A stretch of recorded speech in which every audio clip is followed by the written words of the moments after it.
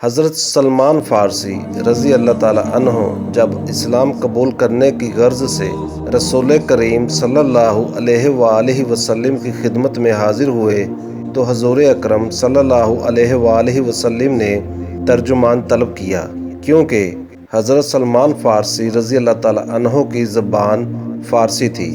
ترجمانی کے لیے ایک یہودی کو بلایا جو کہ تاجر تھا اور دونوں زبانیں جانتا تھا۔ اس کے سامنے جب حضرت سلمان فارسی رضی اللہ تعالیٰ عنہ نے حضور اکرم صلی اللہ علیہ وآلہ وسلم کی شان بیان کی اور یہود کی مذمت کی تو اس یہودی کو بڑا غصہ آیا۔ اس نے جھوٹ بولتے ہوئے کہا کہ یہ آپ صلی اللہ علیہ وآلہ وسلم کو گالیاں دے رہا ہے۔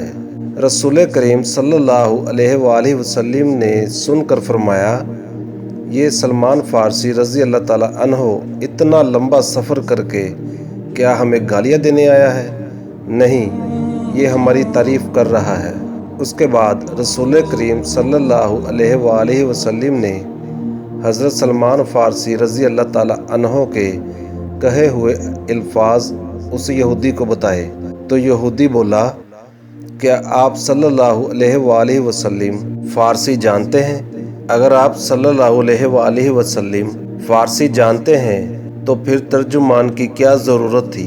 حضور اکرم صلی اللہ علیہ وآلہ وسلم نے فرمایا، یہ مجھے ابھی ابھی جبرائیل علیہ السلام نے بتایا ہے۔ یہ سن کر یہودی نے کلمہ اسلام پڑھا اور مسلمان ہو گیا۔ اس کے بعد رسول کریم صلی اللہ علیہ وآلہ وسلم نے حضرت جبرائیل علیہ السلام سے فرمایا، اے جبرائیل، سلمان فارسی رضی اللہ تعالیٰ عنہ کو عربی زبان سکھاؤ۔ حضرت جبرائیل علیہ السلام نے عرض کیا کہ آپ صلی اللہ علیہ وآلہ وسلم سلمان فارسی رضی اللہ تعالیٰ عنہ سے فرمائیں کہ وہ اپنی آنکھیں بند کر لیں اور منہ کھول لیں۔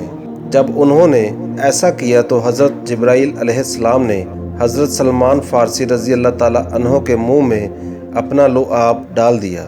اسی وقت حضرت سلمان فارسی رضی اللہ تعالیٰ عنہ فصیح عربی بولنے لگ گئے۔